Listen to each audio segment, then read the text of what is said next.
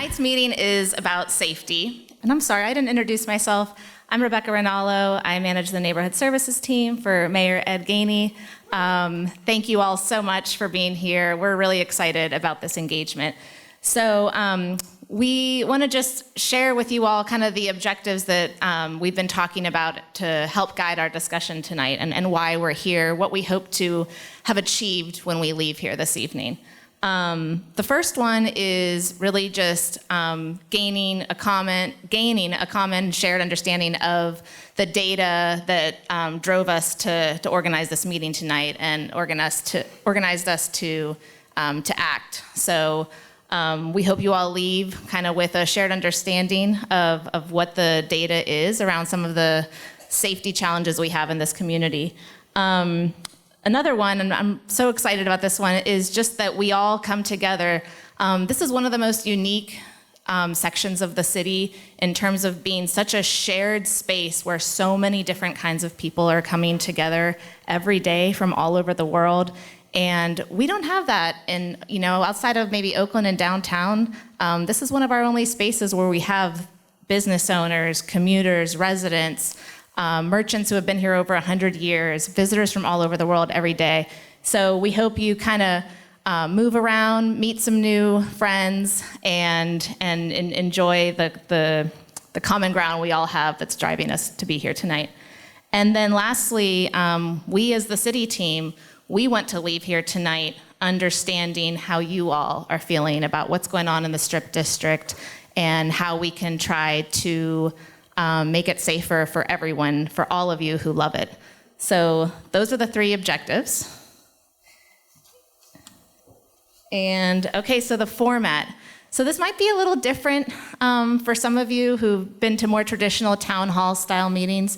We had, I think, like 130 people RSVP for this, which is great. It shows how important this conversation is.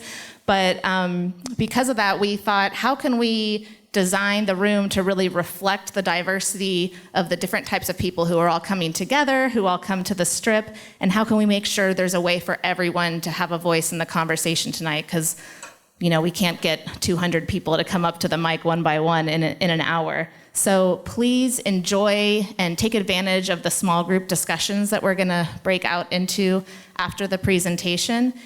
We have note cards at every table. So if there's comments you wanna make sure we put into the written record, please jot down comments on those note cards. There was a basket over where the maps are. I know we ended up having seating overflow there, but we'll find that basket and we'll make sure that it's visible for you to drop your comments in before you leave.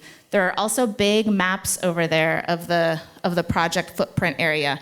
Mark it up, put Post-its on it, let us know where you think we need to spend some more time looking. And Laura, our digital engagement coordinator, once again, is so fabulous and has figured out a way to try a few live virtual polls in the meeting. We haven't really done that much before, so just want to be honest with you all. We hope you'll kind of take the journey with us and try something new with us. And that is, I think, pretty much it. So with that, I want to, it is my pleasure to welcome some of our Strip District leaders up to the podium to share some welcome remarks. And we're gonna start with the owner of this wonderful establishment, Tim Gaber.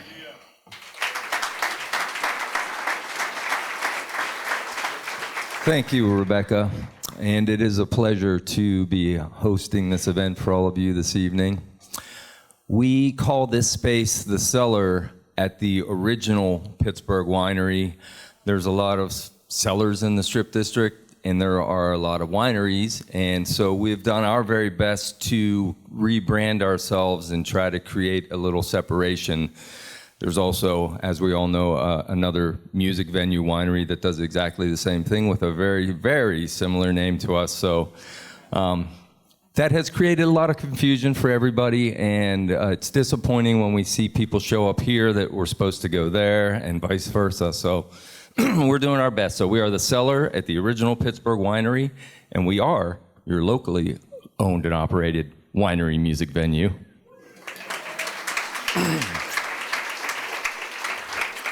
So we've been at this. I've been making wine for about 25 years now, and we've been Pittsburgh Winery for about 13. We are lifelong musicians here, and that is why we are just naturally a music venue. We have entertainment in our blood. And so we have two stages here. The upstairs is called the tasting room at the original Pittsburgh Winery, and we do happy hour shows up there, and we do ticketed shows down here, and we are now doing 10, 12 shows a week at this point. So it's been pretty exciting for us. We're bringing in some amazing talent from local, regional, national, and international. And it has been, really, it sounds great. James, our sound man over there, you're not really getting his full talents this evening because we're just speaking, but you need to hear this room when he has a band up here. It's incredible. We also carry food by Dianoia's. We partnered with them, our neighbor 2 blocks down. Their food, as we all know, is fantastic, right? So it's been a beautiful partnership for us. We typically have QR codes on your table, and you can just order from your table, and you don't ever have to leave your seat. You can order your food and your beverages from your table, and Dianoia's makes the food, brings it here, and we heat it and serve it, and it's fantastic. We also carry local beer, all local beer and cider. So we support local, hyper local. That's what we're all about. This is also an event space, and we do events. We're doing all sorts of different types of events. We're doing an event with Midwife Center in the fall here. I know Christina's here. So we have brochures out for anyone who's interested in renting the space out for a private event, either down here or the space upstairs is also available for private events, and all that information is on the brochure if you want to grab one. We also do custom wines for lots of different things. We do them for a lot of times for gifts, but it's another program we have. We also have a wine club, so if anybody's enjoying the wines and they're interested in becoming a member, there's also information about that over there. And so that's enough out of me.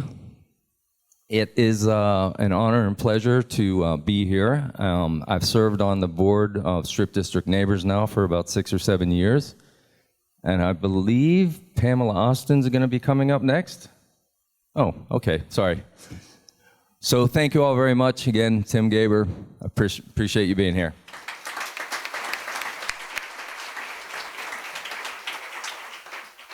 All right, next, if you own or manage a business in the Strip District and you don't know this person, I hope you meet him tonight. He's done so much to help get the word out to the business community. Please welcome Jimmy Cohen from the Strip District Business Association. I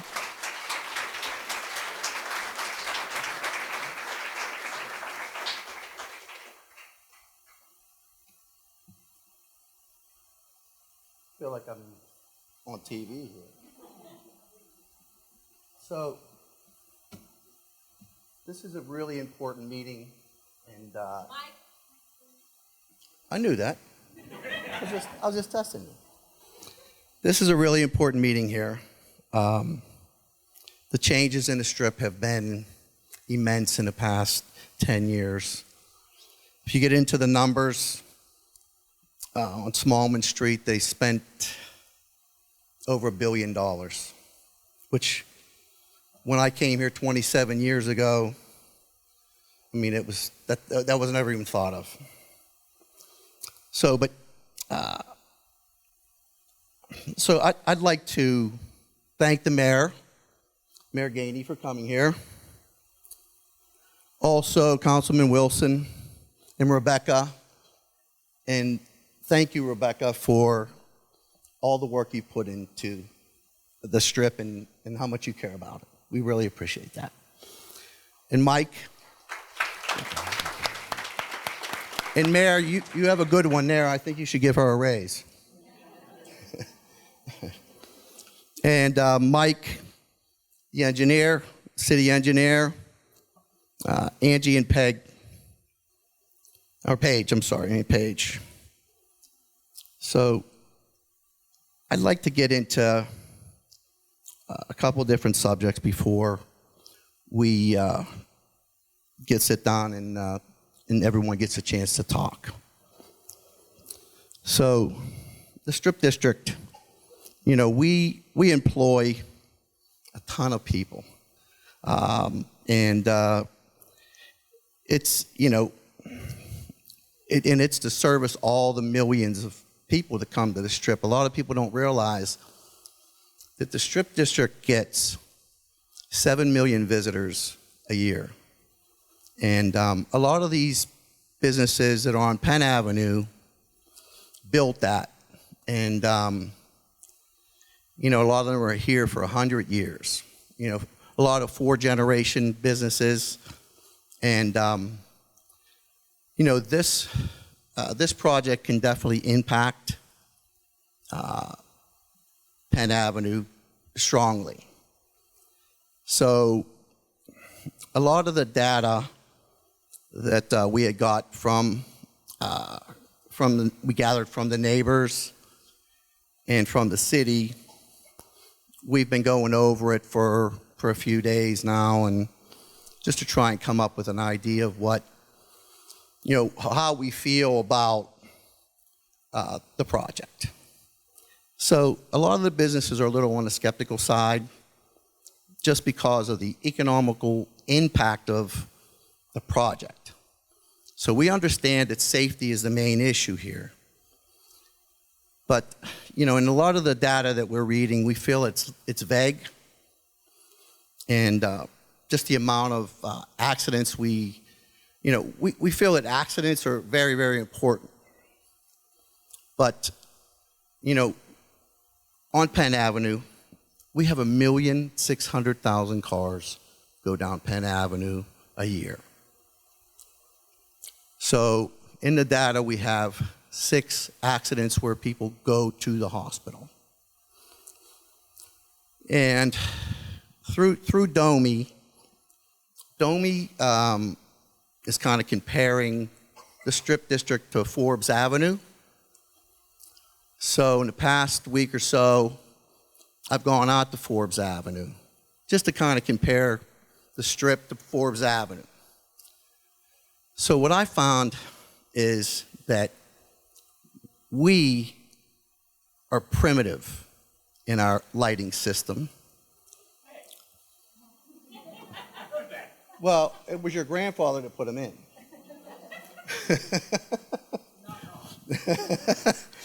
So I think that that's one of the major factors. The cross streets, people can't see because the cars are parked above.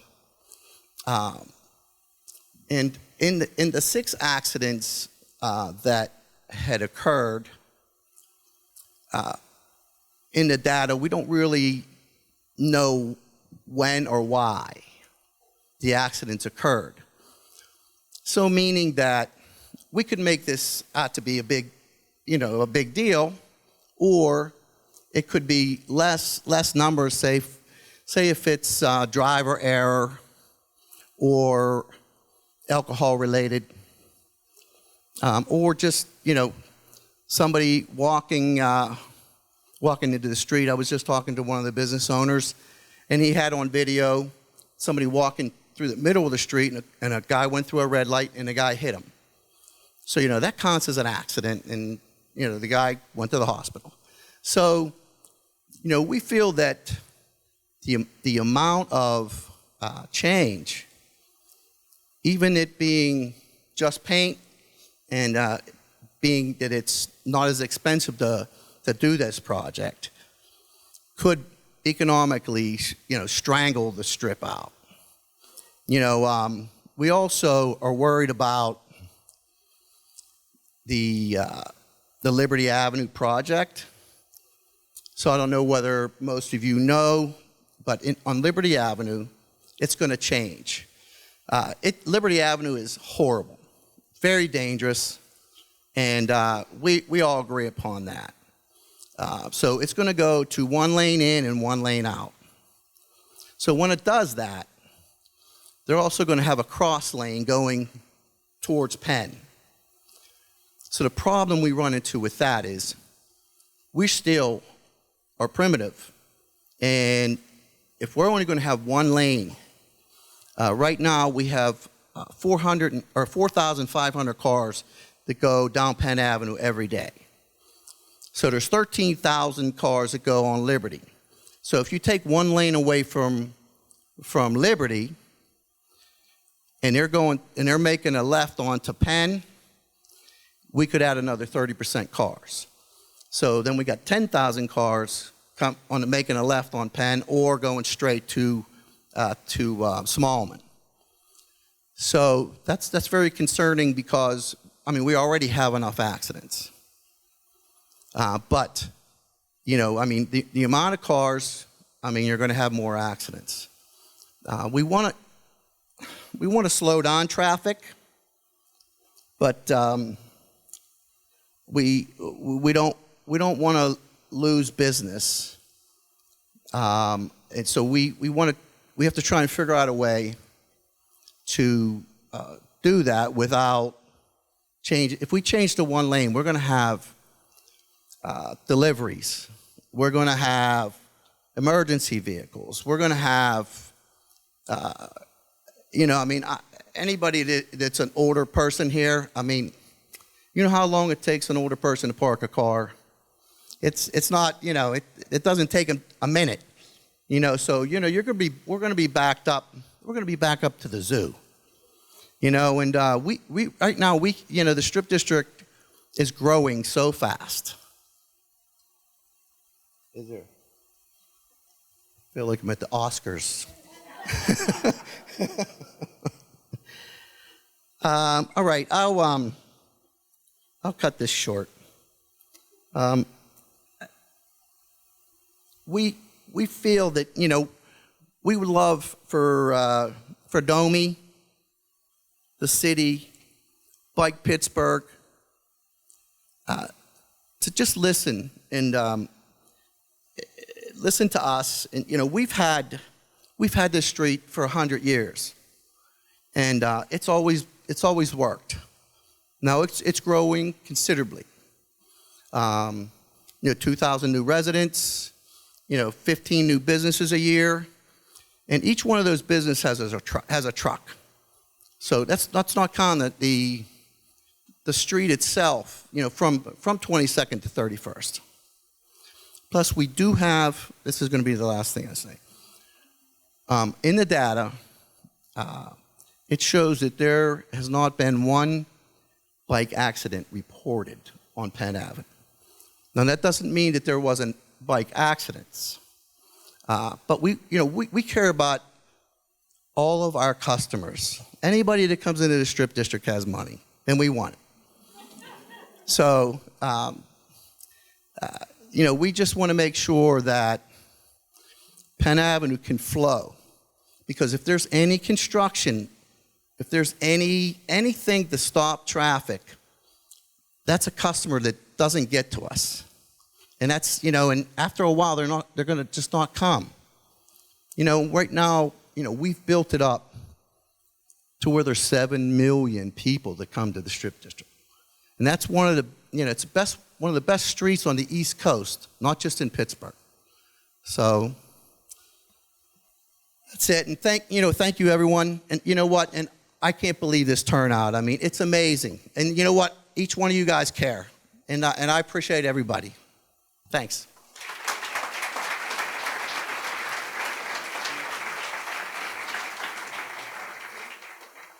Thank you so much, Jimmy. Next, I want to call up Pamela Austin, who is on the board of the Strip District Neighbors, who do a lot of work and advocacy for the growing residential population in this community. So, Pamela?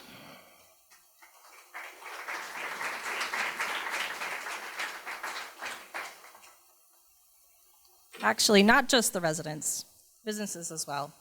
Hi, everyone. I am Pamela Austin. As Rebecca said, for those of you who don't know me, I'm the president of Strip District Neighbors. By day, I'm the brand ambassador for Burns Scalo Real Estate. I actually live in the Strip, and I've done 6 projects here. So I've kind of made my career here in the Strip District. The Strip District is transforming rapidly from its roots as an industrial and commercial center to a mixed-use community filled with residents. Our population has grown 422% since 2010. Development is stretching towards Lawrenceville. As a point of reference, there are 3 apartment buildings being built right now in a single block between 29th and 30th.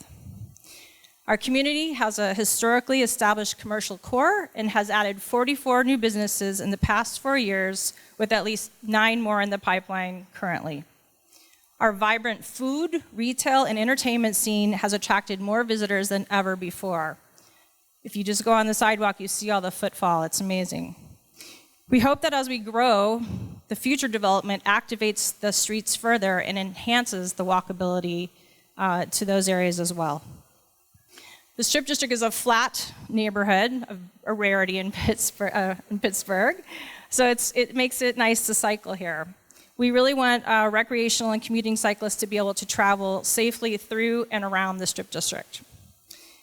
The COVID-19 pandemic has changed commuting patterns. As more people have flexible hours now, they're working from home.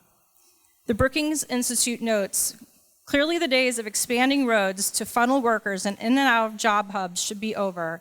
Instead, with non-work trips increasing, policymakers and planners have an opportunity to use more local serving transportation networks, including bike lanes and other safe street designs to build proximity between where people live and where they want to go.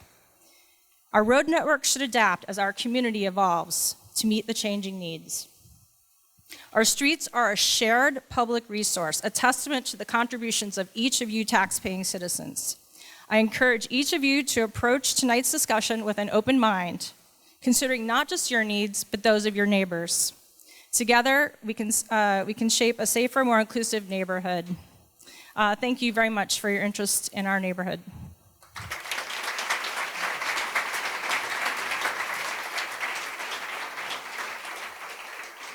All right, thank you all. And before we bring up the mayor, we want to bring up our councilman in District 1, Bobby Wilson.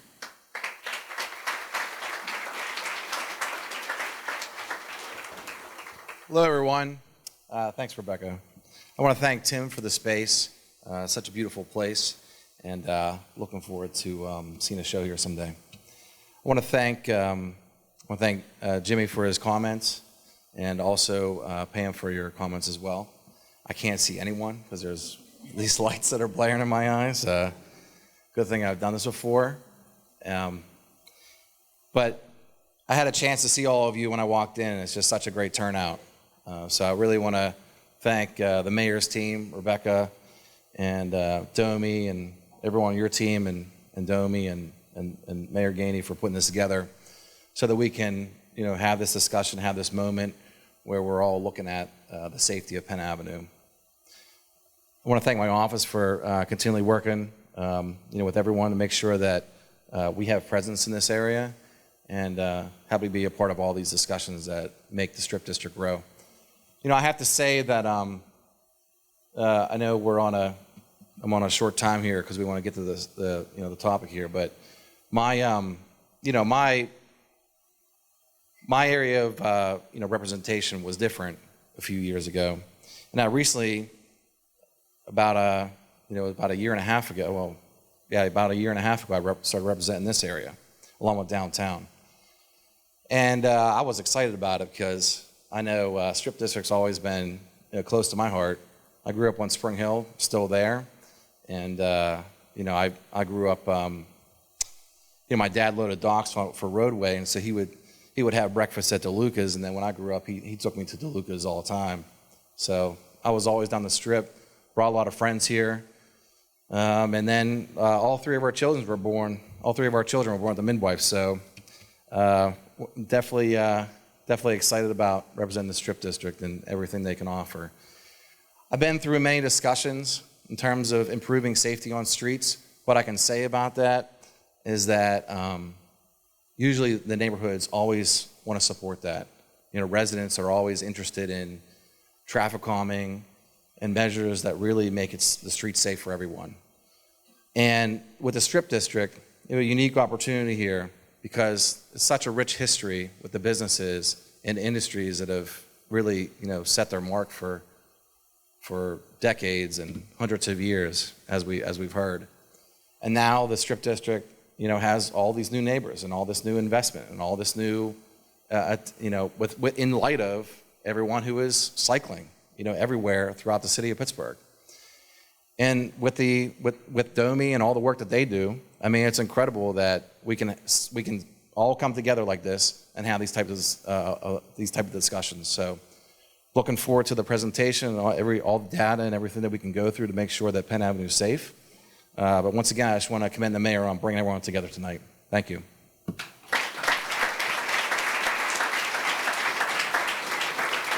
Thank you, Councilman. So I misspoke. Before we bring up the mayor, I'm going to bring up my colleague in the mayor's office, Jan Rather, to go over a couple final housekeeping items, and then we're going to get into it. Thank you, guys. All right, thanks, Rebecca. Thanks, everybody, for the introductions and level setting. We're here to talk as a community, and so many of you probably don't already know this, but you've already started your first community poll. But if you haven't, or if you didn't register, if you could pull up this QR code, this was part of your registration. It's what's your relationship to the Strip District, so that we all get a sense in this room of who we're sitting next to, who's represented in this room. Oops. All right, and this should not change very much because hopefully all of you already registered. But we've got a ton of people that shop in the Strip, that commute through the Strip, that work in the Strip, own a business in the Strip, or live in the Strip District. So, these are the people that are in the room here with you. Everybody here has a relationship with the Strip District and is part of the community that we've brought together here. And so with that, we want to kind of lay out some community agreements. This is something we like to do before every meeting. These meetings can be very emotional. People have different stakes in the project. But first and foremost, we want to respect people's physical and psychological safety. So, being careful with your words, trying not to hurt people. And then we want you to listen to learn. At the end of this presentation, we'll have opportunities to discuss. And so want you to listen to the folks in your pods about what they have to say, their thoughts on the Strip District and how we make it safer. We ask that you disagree respectfully. We know that there's going to be disagreements on this corridor, and we just want you to be able to talk about them in a respectful manner. We also randomly assigned you to these tables. It means you may not be sitting with the person that you walked in with, but we did that intentionally to celebrate the diversity of opinions that make the Strip District so great. And with that, we want you to be open to new ideas that you hear from people at your discussion tables, and also new ideas that the city is going to be presenting. We also want you, perhaps most importantly, to be present and participate. We don't want anybody to feel like they left here and didn't get an opportunity to share with their groups what they thought about the Strip District and how we make it safer. So before we get into Domi's presentation, I have the honor of bringing up the Honorable Mayor Ed Gainey to share some of his remarks as well.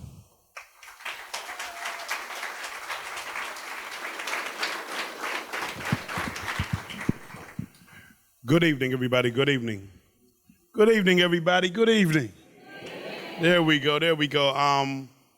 One, I just want to say thank you. I want to thank you for coming out this evening. This is an incredible crowd. I didn't expect the crowd to be this big. So it just shows me how much love that people have for the Strip District. And it's always good to see that. Before I begin, I also want to thank Rebecca and her team for the amazing work they do, for getting the word out, for meeting with the community groups and the business groups and having a conversation about how they see things. So can you give them a hand, please? Can you give Rebecca and them a hand? I also want to thank Domi for the incredible work that they do, for coming out here. It's tough when you're in Domi because you got to come out here and you got to look at people, you got to talk to them, you got to make sure that you understand them. There's a lot that you got to do. But they do it, and they do it with class, and they do it with integrity, and more importantly, they do it with being humble to the people that they speak with so that everyone feels respected. I would ask that you give Domi a round of applause as well.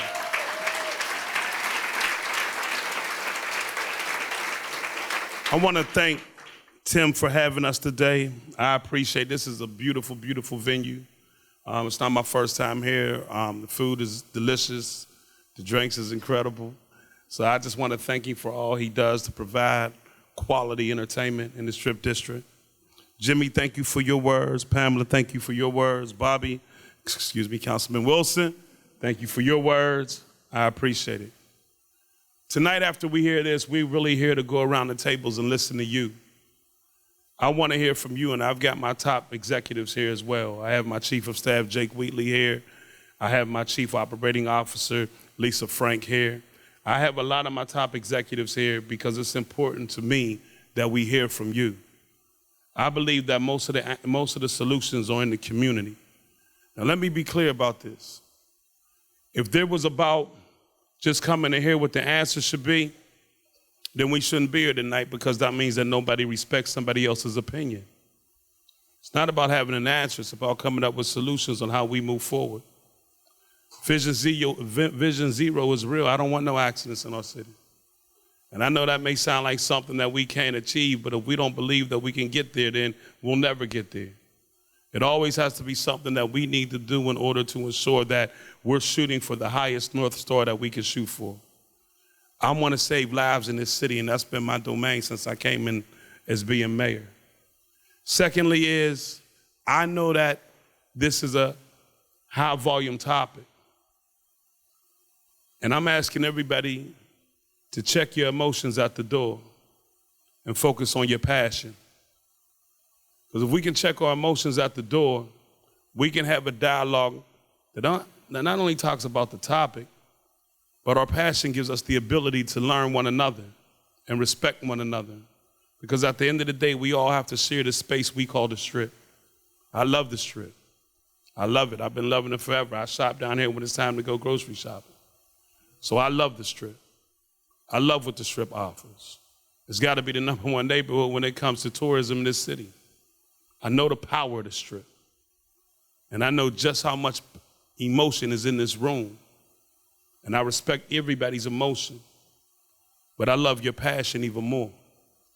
Because your passion gives us an opportunity to have a conversation of how we improve. Status quo don't grow, and we got to grow this city. And in growing this city, we got to make sure that we're making the right investments, we're doing the right things to make this city safe, welcoming, and thriving. And we can't get there without you. We cannot get there without you. Trust me, I've been in a lot of these community meetings. I'm not looking for 100% democracy, because that doesn't exist. But what I am looking for is a healthy conversation that talks about how we come together to build a Strip district where everybody feels included. We can do that. We will do that. But it starts with you, the people. And so I'm happy to be here. I'm going to be going around to different tables, listening myself. My top lieutenants will be going around to different tables, listening themselves. And I want a healthy conversation. I want a healthy conversation. And let me say this in closing. If you don't know somebody, meet them tonight. Meet them tonight. It helps with safety and it helps with business. They may not know that you're a business. Now they might want to come visit your business. We got a whole lot of new residents in this city. And that's a great thing that they wanted to call Pittsburgh home. I believe most people want to call our city home. I tell people all the time, if you just come visit one time, just come visit one time. When you leave here, you'll want to call this city home. There's a reason that 80% of our tourists that come into the city say that this is one of the best cities they've been in. And we know how many of our tourists come to the Strip. So we know the power of the Strip. So let's set aside the emotion, focus on our passion, and have a conversation about growth. Thank you.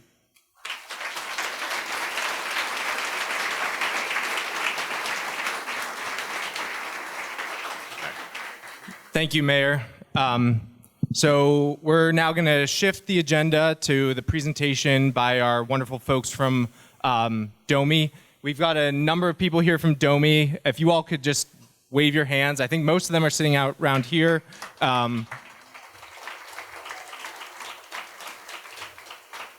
But they'll be floating around when we get to the discussion groups. If you have a question about something you see in the presentation, you can flag them down. They can help provide some additional context for the discussion that you all are going to be having. So for tonight's presentation, I'll be bringing up Assistant Director Angie Martinez and Municipal Traffic Engineer Mike Mallock. And they'll be going over the Vision Zero context, both in the city and in the Strip District. We'll talk about the data that is driving us to seek solutions on Penn Avenue. We'll talk about the details of what DOMI is exploring for the Penn Avenue Rightsizing project. And then we'll share back with you what we've already heard in our conversations with community groups, with stakeholders, with businesses. So with that, I'll hand it off to Director Martinez to talk about Vision Zero.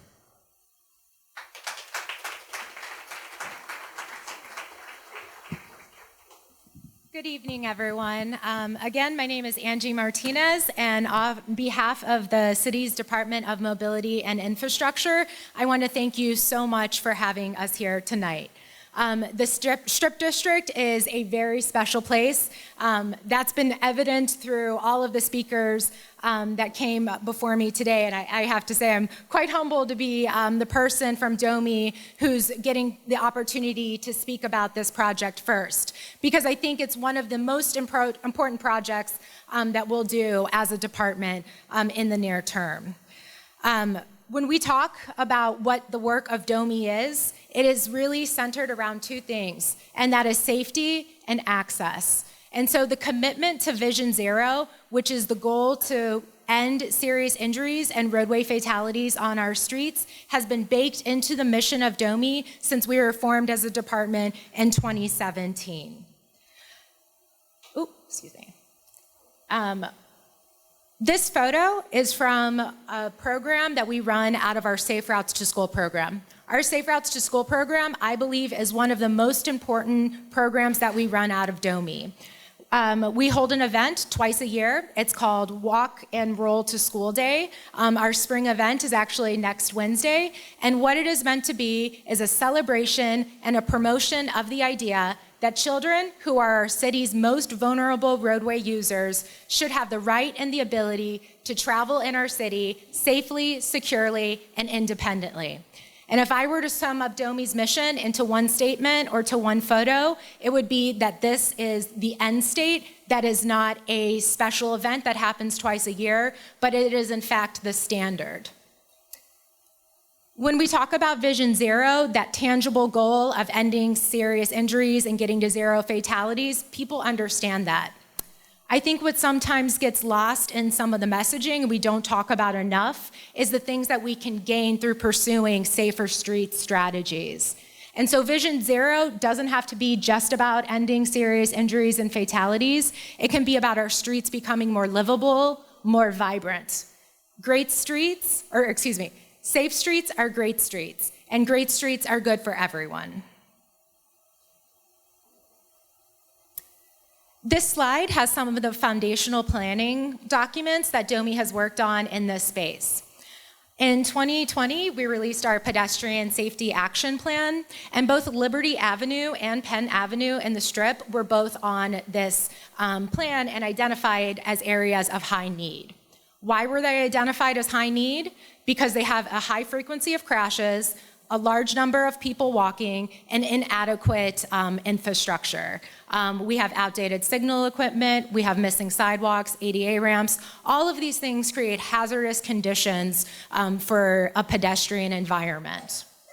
And when it's coupled with a commercial district, where you're actually wanting to see people out on the street and vibrancy and walking, there is a conflict that happens. And that's why we're here today talking about safety.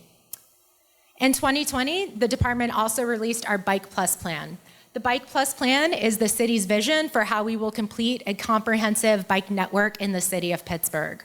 What this plan did not do is identify a specific street or a type of bicycle facility that would be in the Strip District. The plan acknowledged the importance of the Strip District in completing the connection between Lawrenceville and downtown and points beyond, but it did not prescribe where or how that connection would be made. Why?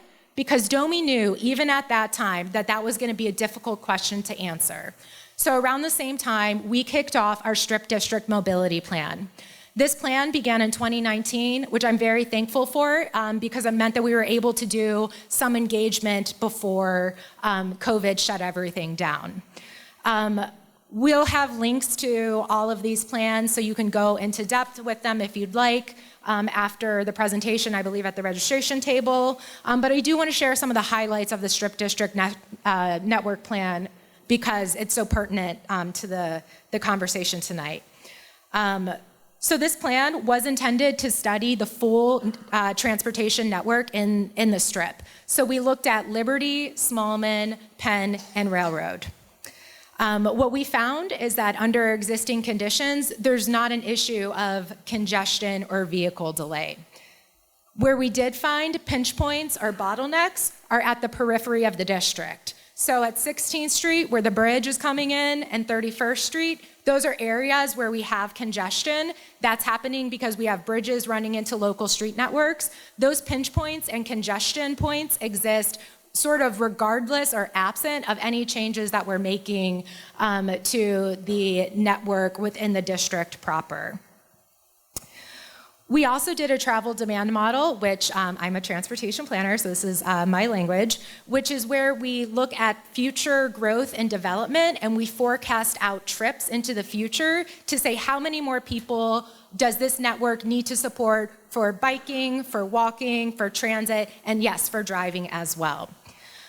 We did the travel demand model for the Strip, and we found that even with the new development that was anticipated at the time, we did not break the network with growth in the Strip. So that really speaks to the opportunity that we have here.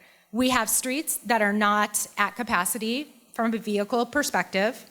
We couple this with the history of crashes and safety issues that are known on Liberty and Penn, which we'll get to in greater depth later. And we also know that we have a critical gap in the bike network.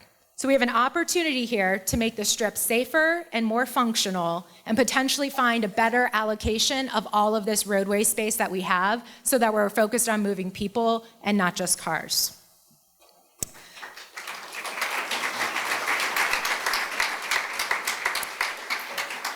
Some of our most recent work that the department is incredibly proud of is the work that we've done around the development of the high injury network. When Mayor Gainey made his announcement or recommitment affirming Vision Zero in March, DOMI also rolled out our high injury network. What this is a mapping of all of the streets in the city where we have the greatest concentration of serious injury and fatal crashes.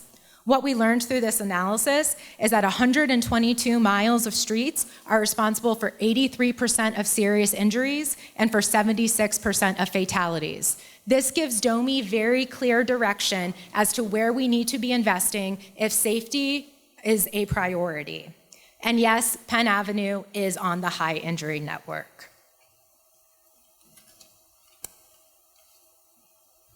We're going to set a little bit more context around safety so folks have a perspective of what's going on not only on the corridor but at a greater scale. So as a part of our high injury network development, we looked at 5-year PennDOT crash data. And this chart that you see on the screen goes from 2018 to 2022, and it shows the number of fatalities that we've had in our city. And you see that trend line is going in the absolute wrong direction. It's going up.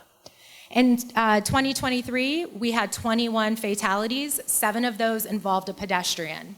And that increase between 2018 and 2022 represents an increase of 71%. So we are talking about an issue of magnitude and an issue of urgency. So far in 2024, we have had 9 fatal crashes in 2024. We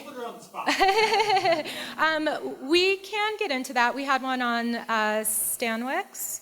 We had. Do you want to correct? No. We'll let our municipal traffic engineer come up for that one. There was a fatality on Liberty in 2024. That is one for sure. A bit more about these fatalities. The burden is not shared among all groups. We see that vulnerable road users are actually disproportionately impacted and more likely to be involved in a roadway crash.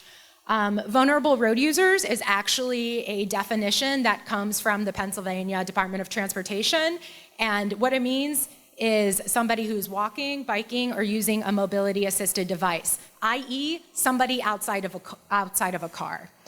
Our vulnerable road user crashes are up 29% for pedestrians since COVID.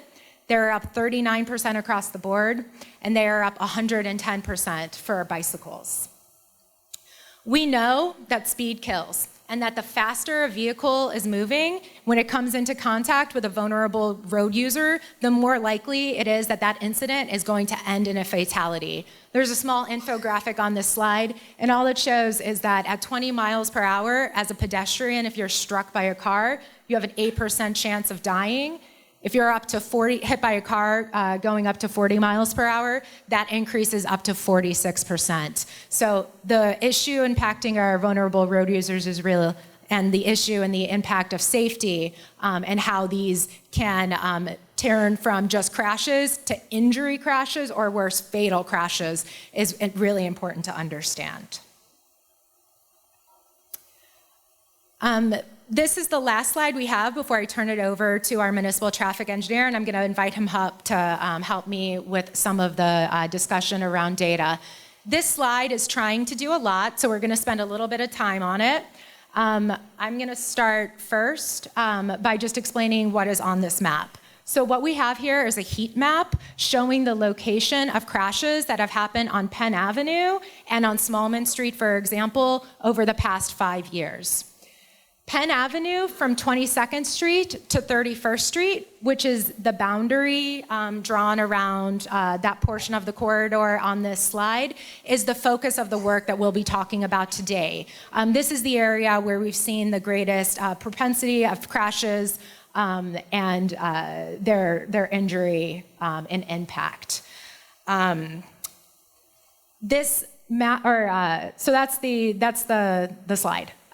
This table is meant to help provide some context about how these crash rates actually compare to similar types of roads. So Penn Avenue has an annual daily traffic of 4,500 vehicles. Total crashes, 82 over a 5-year period, and 30 of those were an injury crash. In order to be designated as an injury crash, you have to leave somebody has to leave in an ambulance. And so when we look at the difference between total crashes, which involve, vehicle or property damage and also include injury, we really are focused on those injury crashes. Those are telling us the most about what might be happening in an area. Smallman Street carries almost twice as much traffic, and yet it has nearly 4 times the number of crashes and Penn Avenue has half as much traffic as Smallman Street, but has nearly 4 times the total crashes and 6 times injury crashes. I'll say that again because I blundered it, I apologize. Penn Avenue has half as much traffic as Smallman Street to the exact same extents, but nearly 4 times the amount of total crashes and 6 times injury crashes. We did a comparison to Butler Street because we wanted to pull from a commercial street. And so we looked also at volumes and crash rates on Butler through the district. And that street is carrying 12,000 vehicles a day.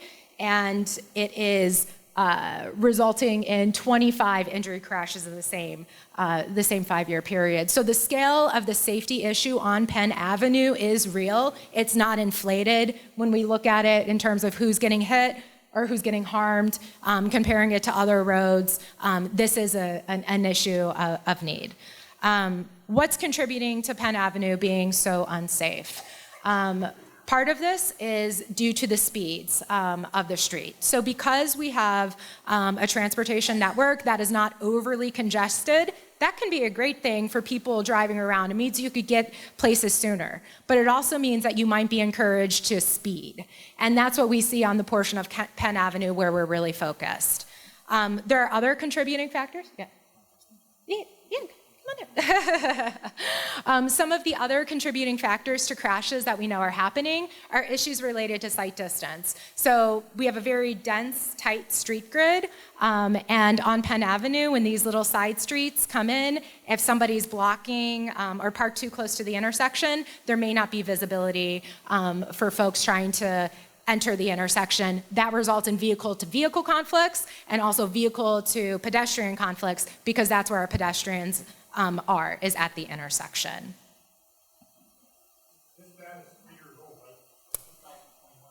This is data from 2017 and 2021, and that's on the slide.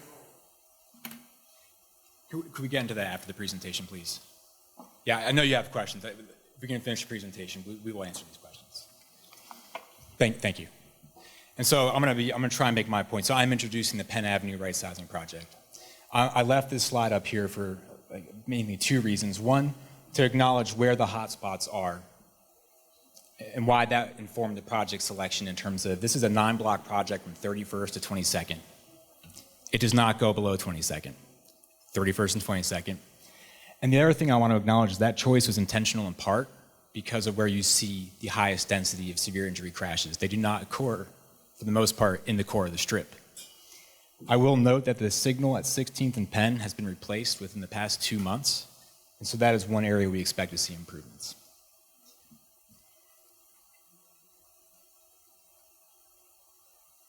All right, so it's time for the second community poll of the night.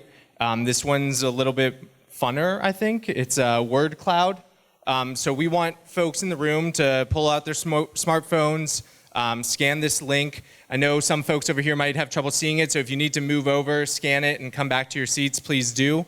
But really, we want a one-word reflection on the data about Penn Avenue's crash history. So I think some of the words I'm seeing here are scary, dangerous. We'll continue to evaluate this. We'll post the results on the Engage page along with the slides. Thank you all for bearing with us with the technical challenges here. Yeah, I think I'm seeing scary, dangerous, outdated, disappointing, concerning, a whole host of concerning words is the word I will use. All right. So with that, I'm going to hand it off to Municipal Traffic Engineer Mike Mallock again. Thank you, Jan. I will try and be brief and explain why right-sizing a road makes sense to me as a professional, and especially along Penn Avenue from 31st to 22nd. I spend a lot of time sitting in traffic. I just stare. I sit at one spot and I look at traffic. I look at cars go past me. That's part of my job. It's what I do. And this road stresses me out, without question. And you all have done it. You know what it's like to be on a road where you have space as a motorist to move, and there are more lanes than cars. And the turnpike, highway conditions where I do it all the time. I want to go 8 above the speed limit. I want to get around a car. I leave my lane. I overtake them. I pass them. I exceed the speed limit. I go back. That maneuver is dangerous in an urban context. You have people on foot, on bike, on car, trying to cross the road. You have businesses, have outdoor dining. In an urban context, that is incredibly dangerous. And so that's why, and the biggest thing I want to point out is this treatment has been shown to reduce all crashes, angled, rear end, all types of crashes by 19 to 47%. And for the cost of paint and quick build materials such as flex posts and curbs, the return on investment on that project is substantial compared to other proven treatments. For instance, I'm expecting this project to cost roughly 2/3 the price of one new City of Pittsburgh traffic signal. And so in that world, the benefit is so great. You have significant speed reduction. I want to walk you quickly through what this looks like. Top right corner is the existing conditions as you know it. Pretend you're standing on Penn Avenue looking towards Lawrenceville. Parking lane, there's a travel lane, there's a travel lane, there's a parking lane. The proposed condition maintains both parking lanes. 2 travel lanes are reduced to 1, and then an inbound cycling facility, which is parking protected, meaning that if you're standing in Penn Avenue and looking towards Lawrenceville, the bike facility is along the curb on your left, parking lane, vehicle lane, parking lane. Regardless of what we do with that extra space, I believe in this project from a safety standpoint. The decision to make it a bike facility is because we currently see 200 to 400 cyclists per day who use this, and they're doing so on a roadway that has a substantial speeding and crash history. We expect this to probably be the most heavily used cycling facility in the city upon construction. Now, if you're like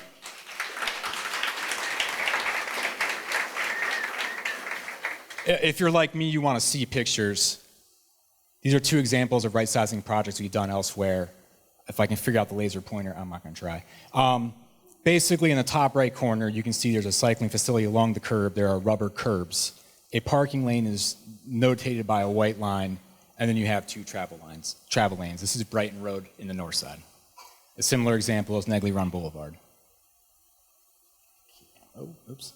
And so, along with Rebecca and Jan's help, Domi has already had several conversations with the community, and I want to go over what we have learned so far. Parking changes, we respect and we understand full well the loading and parking needs in the Strip. Those changes will be minimal and will only be made in an effort to improve sight distance for cross traffic. Loading zone changes. If you have loading needs in the Strip, we want to hear from you. All loading zones will be preserved. If you want to modify your loading zone, if you don't need it anymore, if you need more of it, please find us. We cannot do this project without that information.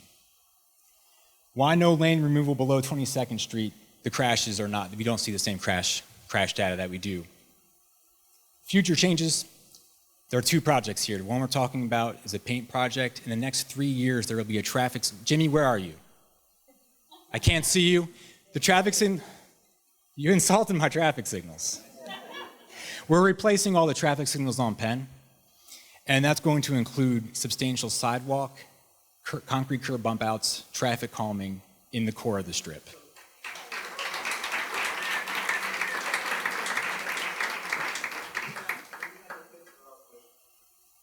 As I mentioned, we are going to be replacing the traffic signals along Penn Avenue in a future project. If we have to make traffic signal timing changes as a part of this project, we are going to pursue that in the short term. The project we're talking about tonight is paint, flex posts, and curb stops, rubber curb stops. That means we have the ability to learn lessons from this project and move them forward. We're not digging up the road. We're not putting in concrete. We model truck turning movements in our roadway designs. We have a rough idea of where the largest vehicles are coming from and where they're going. If you think you have intel you can share to us, please bring it to us. Outbound bike lane, Smallman Street. We do not have funding right now for that project. We still are planning on pursuing it, and we're going after grant funding for such a project. Bike connection between 31st and 34th. It's on the bike plan. Same thing, we're focusing on the crash history here. We have briefed the Director of Public Safety on this project, and what I will say is that Liberty Avenue, through that project, will have traffic signal replacements. They're going to be more responsive to traffic timings, and long term, I'd like to put emergency vehicle timings on there as well. Congestion, cars have to go slower. There's no way around that, so there's going to be some change in congestion. We have traffic counts from April 2024 for the full week and the weekend, and we're going to put it back in our model again because of how seriously we take your concerns. Construction conflicts. There are 4 big projects in the Strip. The one we're talking about tonight is targeting for 2 weeks in terms of construction. It's a quick build project, summer 2025. The Liberty Avenue project, that's more of a heavy construction project. You can see lane closures during the day, during off-peak hours. That's going to be from summer 2025 to spring 2027. We're not going to have construction impacts on the weekends. Smallman Street, Complete Street, again, we're not sure because of the status of grant funding. The Penn Avenue Signals project, we're going to time it such that way Liberty Avenue is substantively completed before Penn Avenue begins. And I'm going to leave one last thought before I turn over to Jan. I hear what some of you are saying. The lowest part of my career, by far, was when I was up here and the grandmother of someone who was killed was glaring at me for the entire time of that presentation. I've never felt more low in my adult life, probably. I can't do that again. Thank you.